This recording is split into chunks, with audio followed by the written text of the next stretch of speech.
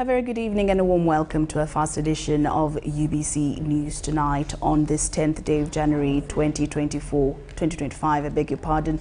I'm Lauryn Masika Kazimoto. Now, before we delve into tonight's news bulletin, let's first take a look at the top stories tonight.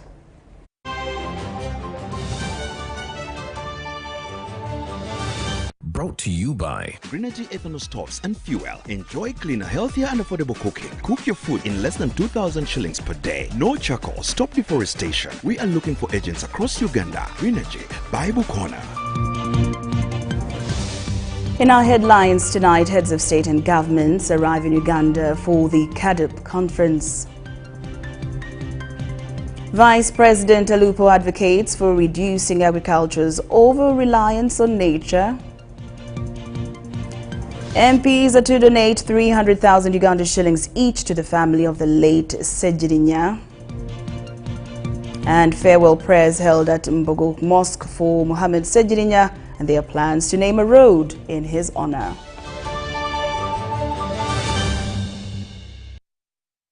Good evening once again. I'm Lauryn Masika Kazimoto. Now, African leaders have been urged to increase public sector investment in agriculture, including the full adoption of new agricultural mechanization technologies to reduce over-reliance on nature. Now, in her address to delegates at the ongoing extraordinary summit of the Comprehensive Africa Agriculture Development Program, Uganda's Vice President Jessica Alupo highlighted the scarcity and high costs of quality agricultural inputs such as fertilizers, seeds and breeding stock. Amid changing climate conditions, African leaders' calls are becoming louder and clearer. Agriculture is the key to the continent's future. As mentioned, the 4 biennial reports that have been presented by member states so far show that we are not on track to meet the agenda that was set in Maputo as well as in Malabo. Ethiopia's commitment to CAADP will continue through various initiatives and programs aimed at improving agricultural productivity, enhancing market access for farmers, promoting sustainable land management, and addressing rural poverty. Agriculture is being identified as the solution to nutrition, food and income security, a factor that is also acknowledged by Ugandan leaders. According to African Development Bank, there is no region in the world that has ever industrialized without agriculture sector being transformed first. However, one of the main challenges of Africa's structural transformation is the continued export of unprocessed products. Therefore, it is important that we move into implementation mode of various strategies and pillars of the strategy and action plans if we are to realize the aspirations of Agenda 2063. Africa is richly endowed with agricultural resources, boasting 60% of the world's uncultivated arable land, abundant water, diverse climates, and a dynamic youth population. Yet challenges like limited financing, weak infrastructure, climate change, and slow adoption of modern technologies continue to hinder progress. These are the issues African leaders meeting in Kampala are working to address. This paradox highlights the urgency of the new CAADP strategy. With the right investments and partnerships, Africa can not only achieve food security, but also become a global breadbasket. This aligns with the message delivered by Uganda's Vice President Jessica Alupo as she opened the second day of the summit in Kampala. Low public sector investment by member countries in the development of the agricultural sector. Second, limited adoption of use of new agricultural mechanization technologies. In addition, over-reliance on nature amidst climate change conditions. Scarcity and high costs of quality agricultural input. She called for the swift resolution of the bottlenecks hindering agricultural progress in Africa. I am sure you all acknowledge these bottlenecks And as we convene here, I hope this and more have been contained in your agenda. I am also hopeful that the resultant Kampala CAADP declaration will tackle these issues holistically. Such concerns make this Continental Summit more timely. It is a very important meeting. It's good that it's happening here. I hope we will be galvanizing more action on the ground so that we can get concrete and tangible results.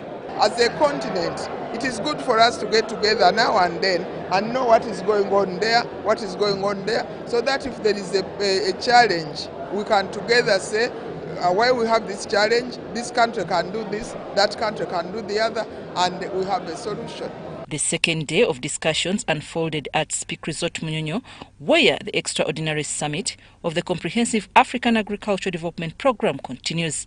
This summit will conclude on Saturday with the adoption of the Kampala Declaration by heads of state. I'm Nafka Farida and Henry Okrut. It has been a busy day at Entebbe International Airport with activity in both the VVIP and commercial terminals. Several heads of state and their delegation arrived in Uganda for the extraordinary summit of the African Union on the Comprehensive Africa Agriculture Development Program.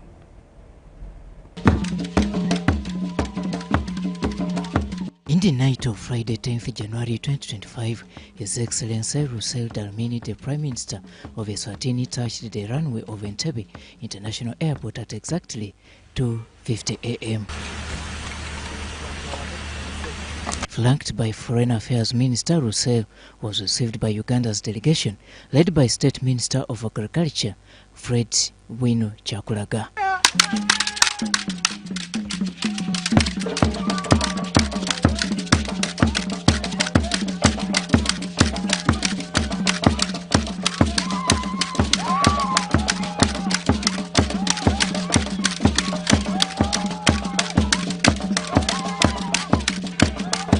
In the queue next was the President of Ethiopia, His Excellency Taye Aseke.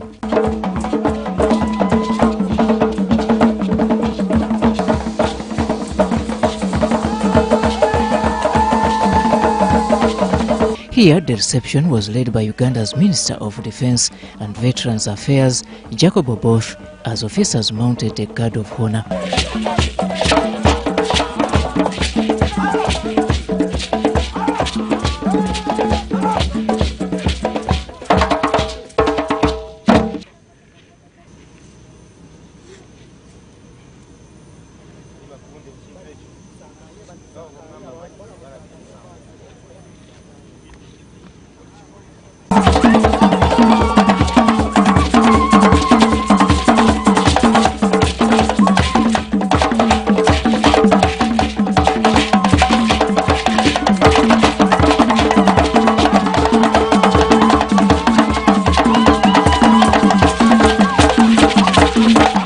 His Excellency João Lourenço, the President of Angola, arrived in Uganda in the afternoon of Friday.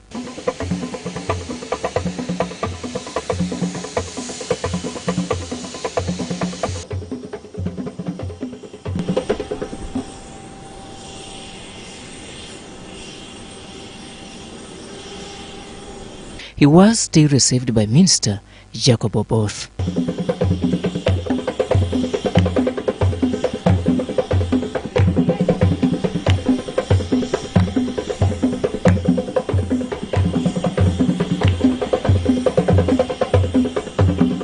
Other arrivals included that of the President of the Republic of Burundi, His Excellency Evariste Ndayishimiye.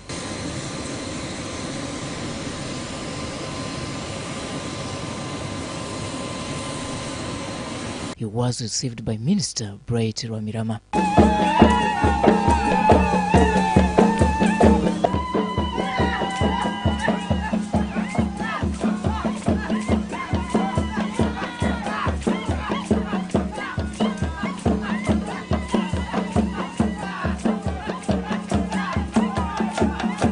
Was then followed by the Vice President of the Republic of Liberia, Jeremiah Kong.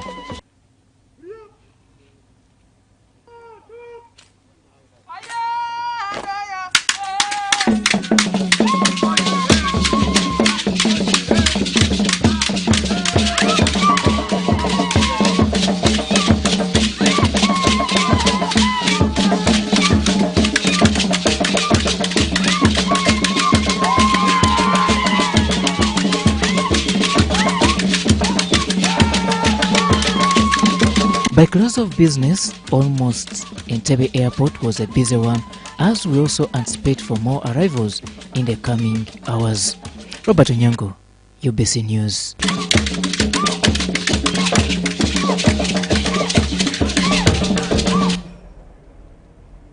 Thank you, Robert Onyango, for that update, and also the team that is down at Entebbe International Airport. We do look forward to more of those updates. Now, Parliament has eulogized the late Member of Parliament for Kawempe North, MP Ssegirinya, who passed away after a long illness. Now, during a special sitting chaired by the Speaker, Anita Among, MPs agreed that the circumstances surrounding MP Ssegirinnya's death should not be ignored. The legislators revisited the issue of Ssegirinya being denied bail despite his deteriorating health. A resolution was passed for MPs to make a mandatory condolence contribution of 300,000 Uganda shillings each to the family of the late MP.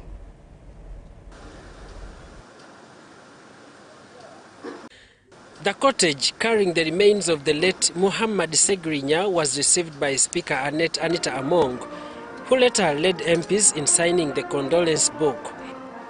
The late Kawempe North MP passed away on Thursday at Rubaga Hospital.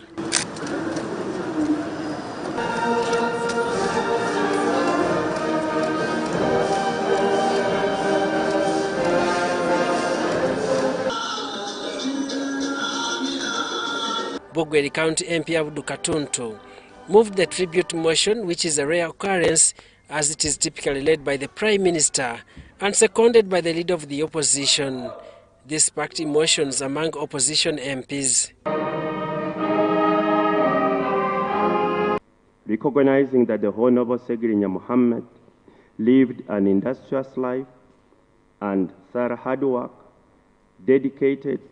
Practice normally is the Prime Minister moves the motion and the Lord seconds, something that I was very comfortable with. In fact, I was glad that the motion would be moved by somebody from the government side. Is this a message by government being sent that they are disinterested in the death of the Honorable Ssegirinya?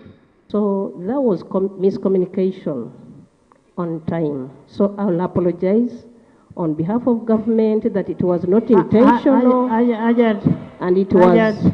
The leader of opposition, Joel Senyonyi, and other MPs criticized the absence of front bench leaders, suggesting that it reflected disunity during a time of mourning for a former MP. The late MP was remembered for rising from humble beginnings to become a national figure who made a significant impact on the lives of ordinary people. We are living in wounds. Everyone finds joy in hurting another person. Much as they say politics is a dirty game, we should be the sanitizers of politics. We should find the right detergent to sanitize politics. At 37 years old, Ssegirinya will be remembered for his humility and advocacy for the rights of marginalized groups, particularly women. He had initiated a health facility, which MPs have called for sustaining. Some colleagues give reasons that I'm a first time in Parliament, I haven't known what to do, but Honorable Ssegirinya proved that statement wrong. That within few months in Parliament, he had to do something that was very impactful to his people. I kept wondering, supposing Ssegirinya had not been in prison, what kind of person would he have been? What more would we have seen? What could he have done beyond what we have watched in just this short time? But we must thank God that he at least achieved what he wanted.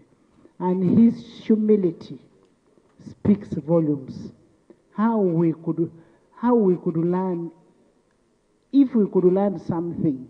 Legislators also expressed concern about the inconsistencies in the treatment of MP Ssegirinya and his co-accused Alan Ssewanyina during their incarceration.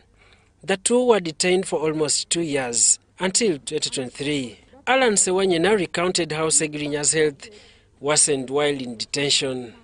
This man, after only 2 days, he started complaining of his chronic sickness. because bail is one of the rights, is one of the processes where people acquire a free and fair trial. And having this temporary freedom probably would have helped this gentleman. The Minister of State for Youth and Children Affairs, Balaam Barugahara, admitted that the authorities had overlooked Ssegirinnya's condition and apologized on behalf of the government. And as someone who believes and supports everyone's equality, I apologize for all the mismanagement that could have happened during his life when he was on earth. And I believe we should do better. We should do better. The House was informed that Parliament contributed over 900 million shillings for Ssegirinnya's medical care. The House unanimously agreed with the proposal by Butambala District Woman MP Asha Kabanda for each MP to contribute 300,000 shillings as a condolence to the late Ssegirinnya's family. If each one of us here sacrificed only 300,000 shillings, the family would collect 150 million shillings. Seconded by Honorable Badiomusi, by Honorable Bahati, by the Imam. Speaker Adet Anita Among and Minister for ICT and National Guidance Chris Bariomonsi offered to educate at least one child each of the late Muhammad Ssegirinya. But I also, as a member of Parliament for Chinchills East, take up one of the children. Thank you, thank you. I can take up one kid and educate one kid in my school. After this, look for me and I will take up one kid. Ssegirinya, where is Ssegirinya? In which class? Exactly. I will pay your fees and I will take you to my school for secondary. Muhammad Ssegirinya will be laid to rest in Masaka district on Sunday. Daniel Mugoya, Gloria Gwitabinji, UBC News. UBC News tonight. Now, the chairman of the Electoral Commission, Justice Simon Byabakama, has urged all Ugandans who have attained the age of 18 years to register for the forthcoming elections. Byabakama emphasized the importance of this exercise, stating that it ensures inclusivity and transparency in the electoral process. He also called on stakeholders to play their part in this exercise. He was represented by Sally Simba Kayunga, a commissioner at the Electoral Commission, at a workshop in Kampala to give an update on the voter register. Election stakeholders from various regions convened for a high-level workshop focused on updating and displaying the voters' register. The event, organized by the Electoral Commission, brought together government officials, civil society organizations, political representatives, and community leaders to discuss strategies for ensuring a transparent and inclusive electoral process. The Electoral Commission Chairman, Justice Simon Byabakama, emphasized the importance of this exercise, stating that it ensures inclusivity and transparency in the electoral process. The update is part of a broader roadmap leading up to the 2026 elections. Key upcoming activities include the display of the National Voters Register, scheduled for early April 2025. The update exercise will take place at designated update centers across the country. Eligible citizens are urged to visit the centers with valid identification documents, such as a national ID or any official proof of identity, to facilitate the process. The Electoral Commission stressed the importance of stakeholder involvement in addressing these gaps, noting that transparency in the voter registration process builds public confidence in the electoral system. During the session, participants reviewed current procedures for updating the register, addressed challenges such as limited voter awareness and access in remote areas, and proposed solutions to enhance public participation in the display and verification exercise. The general update of the National Voters Register is scheduled to take place from 20th January to 10th February 2025. This exercise, forming part of the roadmap to the 2026 general elections, aims to ensure that all eligible voters are prepared to participate in free and fair elections. Cayenne Faith, Justin Nakami for UBC. The Electoral Commission recently held a stakeholders meeting for the Karamoja sub-region, focusing on the update and display of the National Voters Register and the compilation of registers for special interest groups. The Electoral Commission officer for the Karamoja sub-region, Lino Sokori, highlighted concerns about insecurity, primarily caused by pastoralists moving in search of water and pasture. The display of the National Voters Register and the completion of registers for special interest groups will take place from 20th of January to 10th of February. During the stakeholders meeting held in Moroto Municipality, Peter Emorut, the Electoral Commission Commissioner in charge of Karamoja and Northern Uganda, urged for peace during the electoral exercise. Also involving stakeholders for them to understand and tell the community that elections is not a do or die. Election is one-day activity of polling, and that doesn't mean that the world must end because of elections. So we're saying it's important to have peace. So those who lose should accept the loss. The Electoral Commission Regional Officer for Karamoja, Linus Okori, acknowledged the unpredictable insecurity and the migration of pastoralists, which could impact the voter register update exercise.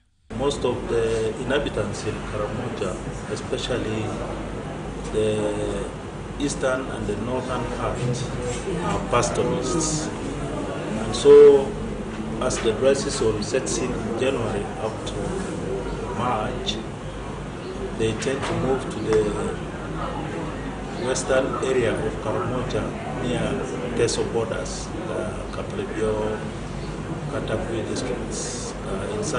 Some Electoral Commission officials encouraged stakeholders to mobilize the public to participate in the register update process. Those who want to enter the register, those who want to transfer location, and the students that were registered at school at 16 years, that have clocked 18 years, this is the time for them to participate in these few days of the update. They are using the local leaders to mobilize, especially the political wing, mobilize the voters, at least to make sure they come back, and those who have not been registered as voters before do so. Stakeholders were also educated on changes in electoral laws during the meeting. We have the Local Governments Act, which I told you about that previously. It was chapter 243. It is now chapter 138. Audit. The copy and paste should be done with the necessary limitation because of that. The Karamoja sub-region consists of 9 districts, 17 constituencies, 113 sub-counties, 480 parishes, 3,075 villages, and 1,021 polling stations. The meeting was also attended by security officials, RDCs, local leaders, cows, political party representatives from the 9 districts of Karamoja, and other stakeholders. In northern Uganda, a seasoned accountant has turned a passion for farming into a successful and sustainable enterprise. Tom Otim Otile, the visionary behind Timor Fresh Fruit Farm Enterprise, has transformed 5.3 acres of land into a thriving hub for a variety of fruits and vegetables. Take a look. These are for religious leaders. Located in the fertile lands of northern Uganda in Kwale district, Timor Fresh Fruit Farm specializes in jackfruit, pawpaw, avocado, banana, gonja and various vegetables. Spanning over 5.3 acres, this farm isn't just about agriculture, it is a testament to sustainability and innovative farming techniques. We can adjust it using Tom Motimotile, currently working with the Timor Associates in auditing and envisions this farm as a retirement security plan. His journey began in 2014 after returning from the UK.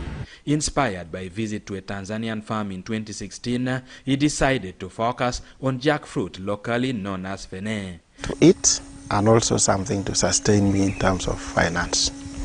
Today, Yes. the farm boasts 365 jackfruit stems on 3 acres, nurtured by unique irrigation and manure techniques.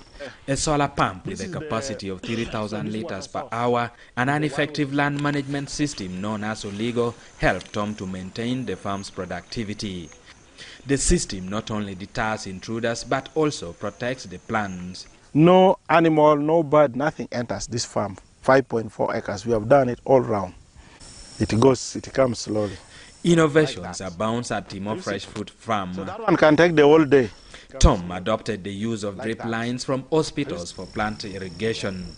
These drip lines attached to 20-liter jerrycans regulate water according to heat levels, ensuring consistent water even during dry seasons. If this tree is over dehydrated, we release the drip and it just goes down and finish. But if now we feel that the water is enough, then we reduce this.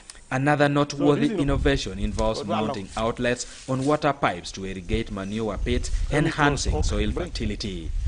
However, the farm faces its share of challenges. Whereas there was doing well, in the middle here, there are no fruit. Fungal diseases affecting the fruits initially thought to be caused by fruit flies have been a persistent issue. Additionally, pests and diseases have tested Tom's resolve. The more reason we need you gifts. So farmers are innovating, but the agricultural people are not helping us. Yet mulching has proven to be a game changer, reducing this threat significantly. This is now the remnants of the mulch. The moment you apply this and it rains on it, the nini will change completely. To have many of this, because it is very lucrative. This ganja here goes for 45 to 50,000. This particular tree is for religious leaders. Every harvest from this time is given to ordained members of the community, fostering a sense of spiritual connection and giving back.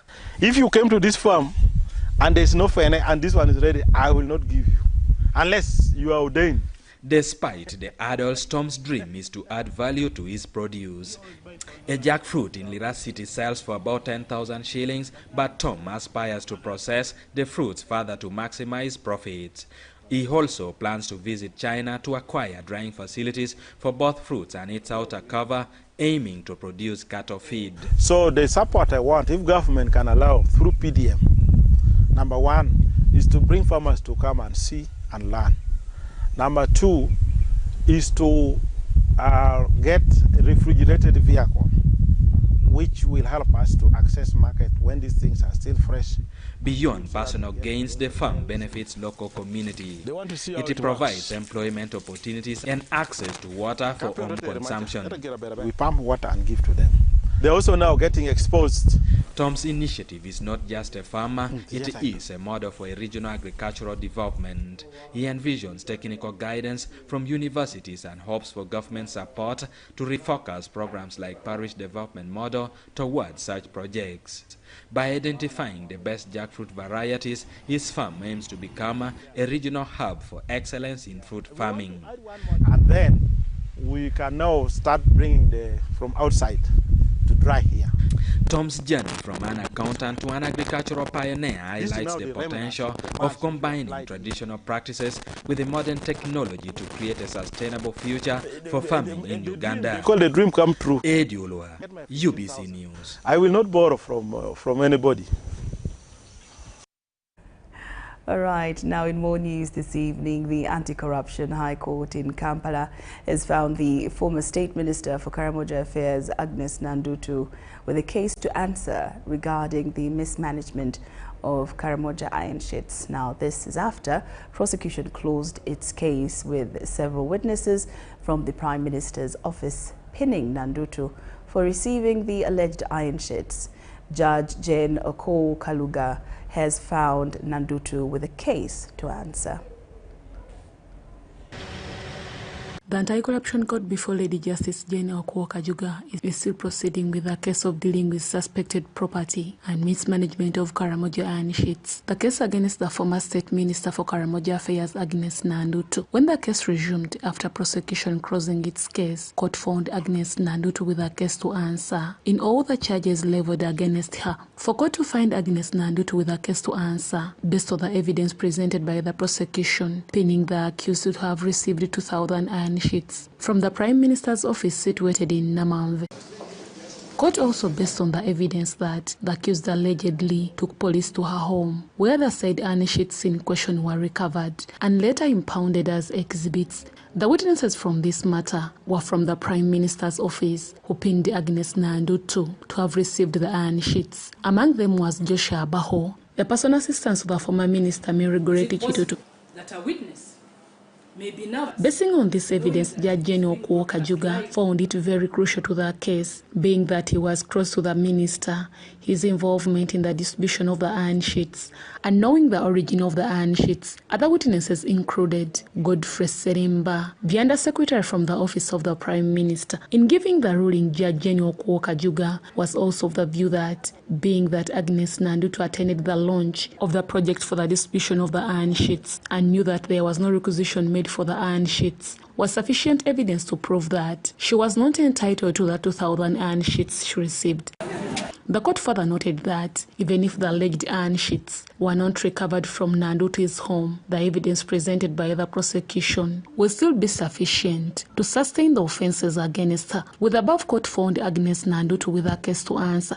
That a witness may be nervous. The case will resume on 19th October 2025 when Agnes Nandutu will start her defense. In 2024, State Minister for Economic Planning, Amos Rugorobi, was also found with a case to answer by the same court on charges related to the mismanagement of Karamoja iron sheets.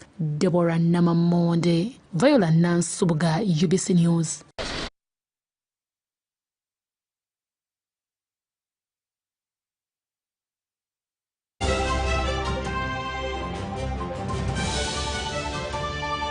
Here's your chance to win school fees for your child for a whole year. Just pay school fees using Momo.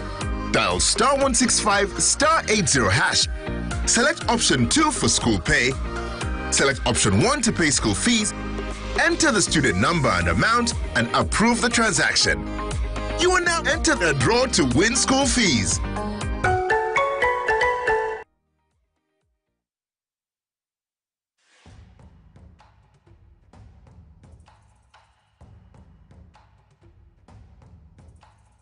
Mala ngenze mbonipa Sam nazanya luto nganyiga star 278 then hash kujja kubanga oyingide mu kazannyo nga sente zino zimula wano zina wangu zino wano milioni 10 ebindi wana soka bila baku TV nange sasoka kikiriza ninga mulaye kino kinzo kubanga kituufu oba yaddala tibya bufere sente zona zifire zona zikoze ki naziwangudde amasanyu ina mangi ebyoto byange byembadde njagala genda bitukiriza. Uganda National Lottery. Dream, play, win. Participants must be 18 years or older. Play responsibly. The Uganda National Lottery is operated by Ituba Uganda and regulated by the National Lotteries and Gaming Regulatory Board. According to the Uganda Bureau of Statistics Census Report of 2016, in Uganda, 12.4% of the population, about 4.5 million, live with a disability. Limited access to ICT and assistive technologies increases digital disparities, prompting UCOSAF's aim to promote digital inclusiveness for persons with disabilities. The ICT for People with Disability program aims to improve the accessibility of education and technology for persons with disabilities and promote their full and effective participation in society. UCOSAF is implementing this program through the creation and maintenance of an online observatory for persons with disabilities intended to link persons with disabilities with service providers and different programs that empower them, and provision of adaptive tools that enhance their quality of life through ICTs and digital skilling.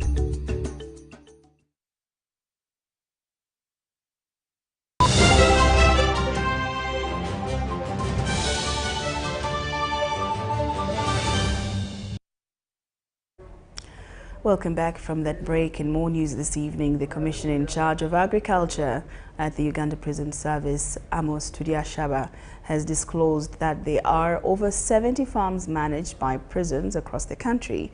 The farms in Rimi and Mubuku, which focus on grain, seed and cotton production, have yielded positive results, benefiting both the Uganda Prison Service and the country at large. Uganda Prison Service operates over 70 farms across the country, specializing in grain, seed, cotton, and livestock production. We have livestock, we have forestation and environmental management, we have oil seeds, where we have sunflower, we have soybean, and others. And then so recently we have also started on coffee production. These farming activities contribute significantly to the prison's self-sustenance and to the country's consolidated fund. We have generated to the tune of around 26 billion from farming enterprises alone. But also, as prisoners work on these farms, there's what we call prisoners earning scheme. Every day, prisoner who goes to the garden to work is paid.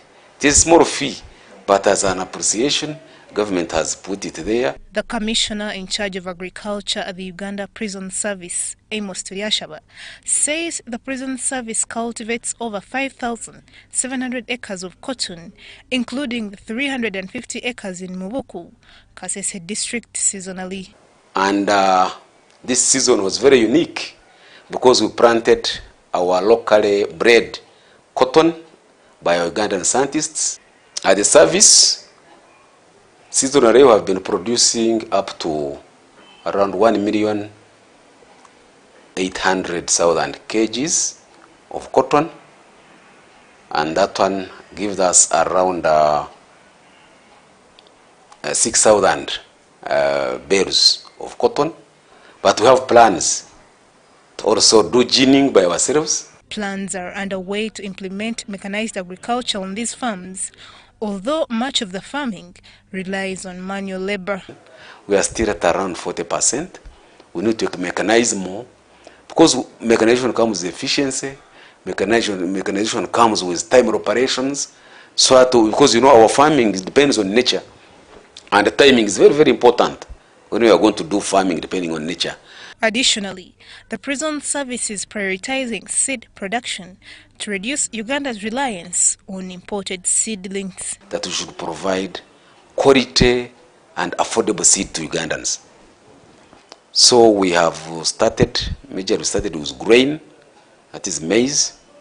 We have now added on soybean, also producing it as seed, and then of course cotton, which we are producing. However, challenges remain, with farming activities heavily influenced by weather conditions, leading to significant losses during harvests. So you find that supervising people who are working, when actually they went to a prison unwillingly, you have those challenges. We have to invest heavily in our staff to supervise. Where there is weakness in supervision, we always don't get quality work. Cayenne Faith, Stephen Kalisia for UBC. The National Agriculture Crops Resources Research Institute is set to unveil 3 innovative purple-fleshed sweet potato varieties designed to address cardiovascular diseases and related non-communicable diseases in Uganda. A sweet potato breeder at the National Agriculture Crops Resources Research Institute, Dr. Bernard Yada, explains these varieties, PF24, PF36 and PF103, were developed with a focus on reducing the prevalence of these health issues. The purple varieties were developed with the primary goal of combating non-communicable diseases. Dr. Bernard Yada, a sweet potato breeder at Nakri, highlighted their potential. Purple fresh sweet potatoes have this purple color, which is given by anthocyanins. Anthocyanins are rich in antioxidants. They help fight cardiovascular diseases in humans. They help fight high blood pressure. and also they help boost the immunity of the body against other ailments.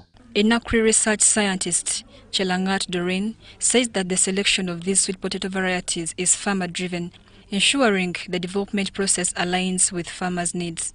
And all this starts from the crossing block. And in the crossing block is where we select or establish parents. Parents, these are varieties that we see that have good traits. And those good traits have been, the information has been solicited from our farmers. For example, we know they need sweet potatoes that have high dry matter content, that yield highly, that are resistant to our diseases like sweet potato weevil and sweet potato virus disease and the pest, which is a weevil. So all these, we amalgamate them or we put them together in a good variety, that is an elite variety, together with the anthocyanin content that purple-fleshed sweet potatoes have inherently. An entomologist at Nakri, Dr. Milton Ontema, emphasized the importance of pest and disease resistance in these new varieties. It's an insect called sweet potato weevil that in the field, as the plant is growing, they colonize the field, the plants. And then as it grows, the plant develops cracks. When they develop cracks, the weevil now access the roots through the cracks and they cause it to get damaged.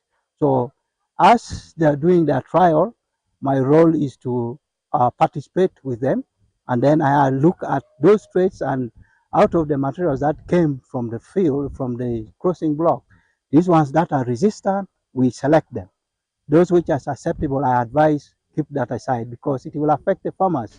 These varieties offer an average yield of over 20 tons per hectare, significantly contributing to food security. They also enable farmers to plant and harvest twice annually. These varieties are early maturing.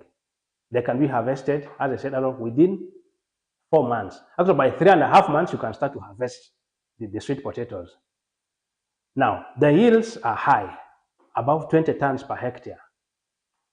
Thirdly, these varieties can be grown twice in a year, meaning you can plant in the first season, you harvest around August, and then the second season you can plant another crop of the purple fresh sweet potatoes, meaning you're going to have 2 harvests.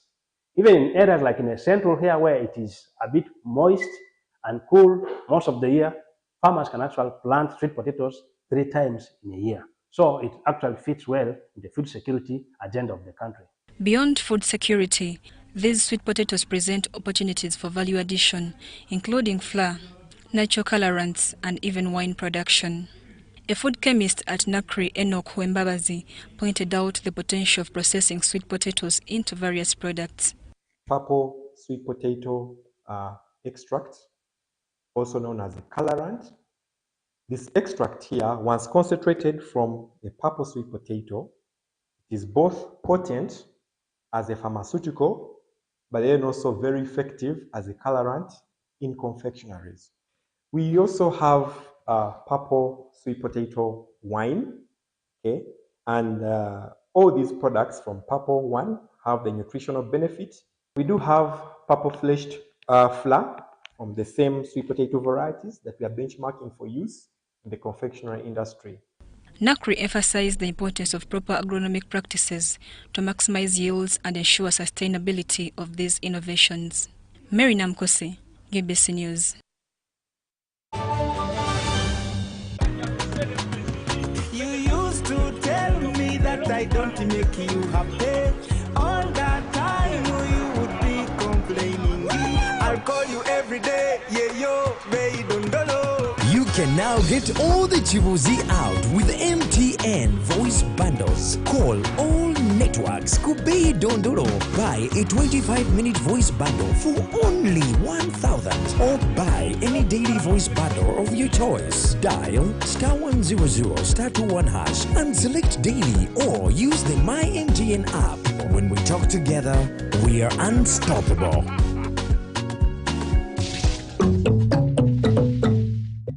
Step into a world of excellence, comfort, and pride with Royal Form Furniture, crafted to perfection right here in Uganda. We bring you state-of-the-art living room furniture and bedding products at affordable prices.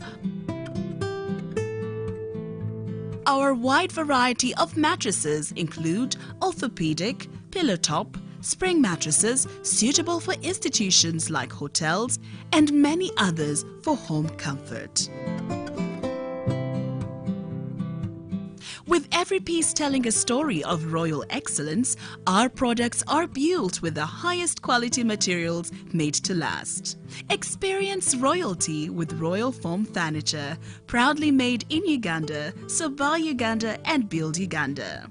Visit our showrooms at Ginger Road, Chambogo Junction, Bukota Chisasi Road, and on Victoria Mall, Entebbe, on the first floor.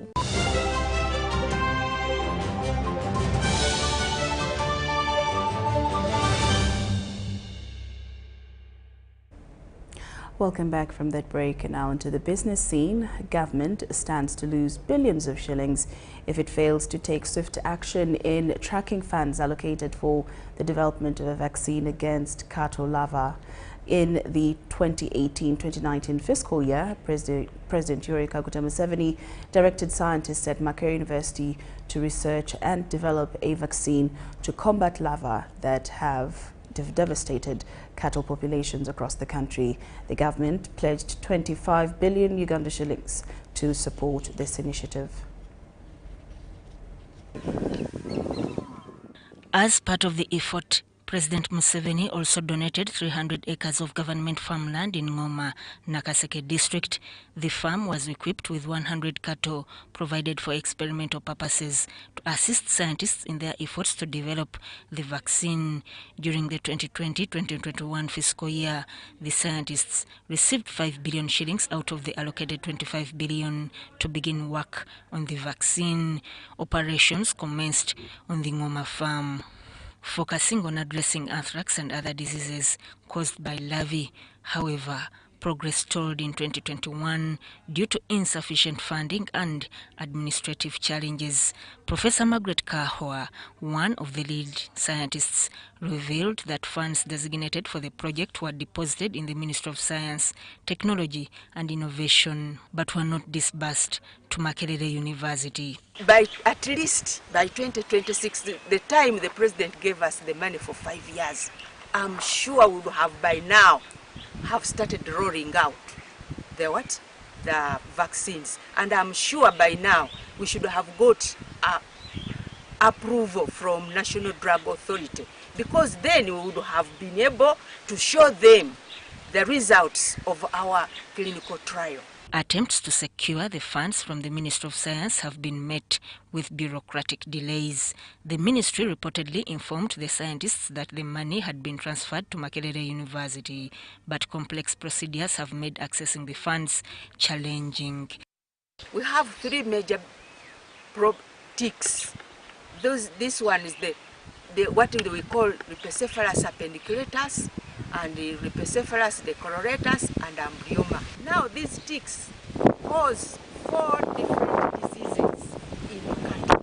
There is the East Coast fever, the disease that kills almost all animals, and it kills mainly the exotics. Those ones, they die 100%. They will die if they get East Coast fever. There is also a disease known as anaplasmosis. This one causes the animal to become anemic. Experts warn that if the government does not urgently address the issue, the country risks losing its cattle population. The scientists and farmers are calling on the government to streamline the funding process and ensure resources reach the intended beneficiaries. We were not allocated any money. We did not receive money until we appealed to His Excellency, and he ordered Minister of Finance to find the money. Sudat Kaye and Ndoga Nicholas, UBC News. The Executive Director of the Civil Society Budget Advocacy Group, Julius Mukunda, says the low budget allocation to the agriculture sector has hindered the implementation of the Maputo and Malabo protocols, which call for African countries to allocate 10% of their national budgets to agriculture. This revelation was made during an interview with UBC TV, where Mukunda discussed Uganda's budget allocation for the sector. The executive director of the Civil Society Budget Advocacy Group, Julius Mukunda, says low budget allocation to the agriculture sector has impeded the sector's growth and achievement of set targets. The biggest chunk of our budget is going to debt servicing. In fact, out of the 57 trillion for the next financial year budget, the government of Uganda has only 27 trillion to spend on itself. We call it the discretionary spending. You first remove all other obligations, including debt. So you can see that debt is affecting how much we are spending on ourselves, including agriculture. Mukunda wants more investments in creating markets for agricultural products as an incentive to encourage farmers to invest more in the sector. We will never beat Japanese in the production of vehicles, I will say that. But they will never beat us in the production of beans and peas and cassava and everything else. Why? Because every country has got what we call an economic advantage on what they do. Our economic advantage is that we can grow crops and rare animals throughout the year. We don't need high-tech technology to do that. We are still doing it. So if the Japanese tell us that they want squared watermelons, we can still do it as a country. What is failing us is to capture the market in other countries, to be able to incentivize our farmers to grow those particular crops. So that is very key. So all our diplomats, if you are an ambassador in a country and a Ugandan ambassador in that country, the first key performance indicator is how much of Ugandan products are being sold in a country where you are.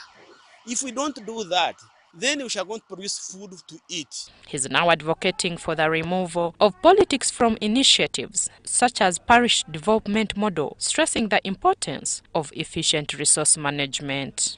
So for PDM, I think all we need is to be more effective, is to remove the politics out of PDM, is to let PDM guidelines be followed properly so that the right beneficiaries can get it and use it in the right way.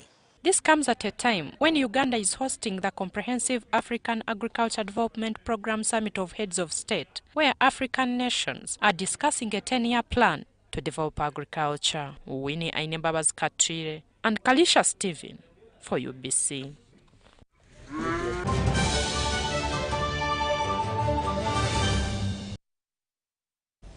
All right, and now into sports. Uganda Table Tennis Association has hosted its annual General Assembly, whose main deliberation was extending of the elective assembly by 6 months. Now, our reporter was at Baguma Restaurant in Kampala as all this happened and ended with notable people like Cyrus Mwanga declaring intentions to stand for presidency when the time comes. Thank you very much. Uganda Table Tennis Association's annual General Assembly was eagerly awaited, with many thinking it's an elective August House. But nay, it wasn't elective, with members unanimously agreeing to postpone the election by 6 months. Assembly was supposed to be an elective General Assembly. But the problem we have is that our constitution must be amended to align with the New Sports Act. Now, the New Sports Act wants 50% of all districts to be part of the election. Now, the statutory instrument that is supposed to guide us on how to make sure we are in the districts is not yet even signed. But we could not afford a leadership vacuum by going beyond January, when the AGM is prescribed in our constitution, when that matter is not resolved. That's why we called the AGM. The postponement of the elections didn't derail members' enthusiasm, with some, notably Grand Maria School Director Cyrus Mwanga, declaring intention to stand for presidency when the time comes. I have formally announced my candidature for the presidency of the UTT Association 2025. I believe I am one of the most capable people out there because I played the sport at the highest level. I am a businessman who is running a business successfully, very well educated, but also very articulate and a very principled person.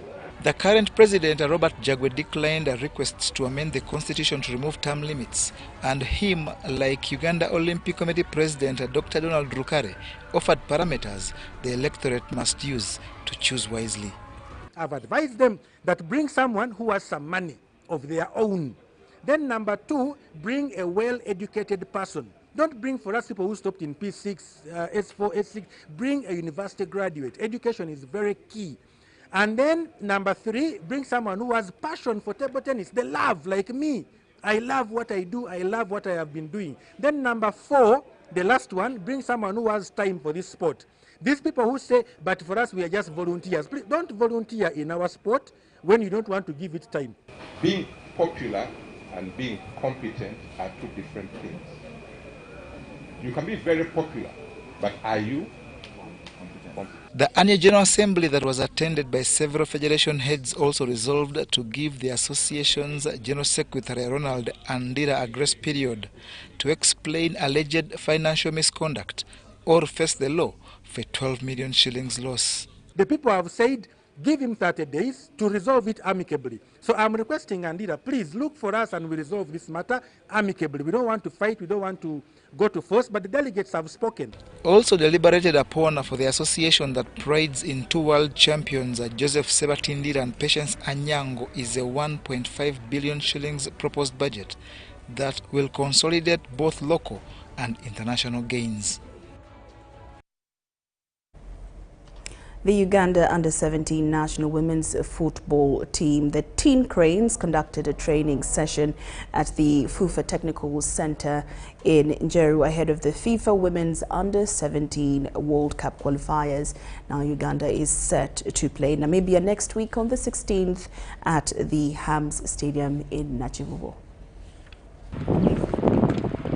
The 39 summoned players are currently in residential camp at Njeru facility in preparation for the FIFA Under-17 Women's World Cup CAF qualifier first leg against Namibia on the 16th of this month at Ham Stadium, Nachivubo.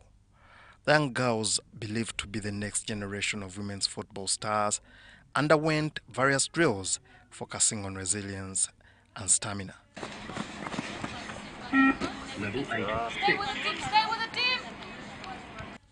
Head coach Charlie Ulanda Boats, who led the sessions, emphasized how crucial this game is for the team. Still looking at finding the right players for the right combinations exactly for the team against Namibia. But we expecting firstly to do well. We want to do well. We would like to win at home. I think it's the first time that we're playing at home with me as the head coach. Sorry, and we would like to be victorious. You know, the team that wins. But a lot has to be still put into training. The players were first taken through warm-ups before undergoing fitness tests and later working on the basics of the game. Coach Boats, who looks to make history by leading Uganda to its maiden Under-17 Women World Cup, said the dream is achievable. They haven't said much. I mean, the girls are still very shy and settling in at day one, and obviously a lot of nerves and still playing around. But I've shared that information with them. They look excited about it, that there's a possibility that we could qualify, but they also know how difficult it will be. After Namibia, there's still Kenya. Kenya is very strong. They've gone to the World Cup. The bulk of the players will most probably play again this year. So, yes, they would want to qualify, would like to go to the World Cup to experience it, but it is going to be a difficult road for us. We're going to take one camp at a time. The Federation of Uganda Football Association, FUFA, commended schools that have embraced girls' football, recognizing them for providing a solid foundation for the national underage teams, particularly the Teens Cranes. The winner of the 2-legged match will face Kenya in the next round.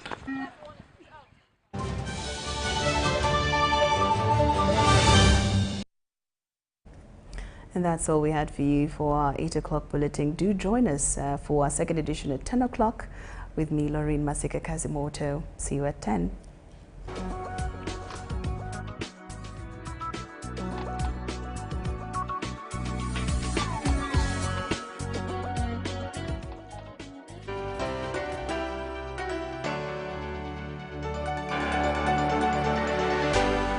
UBC, inspiring Uganda. Here's your chance to win school fees for your child for a whole year. Just pay school fees using Momo. Dial *165 *80#. Select option 2 for school pay. Select option 1 to pay school fees. Enter the student number and amount and approve the transaction. You will now enter the draw to win school fees.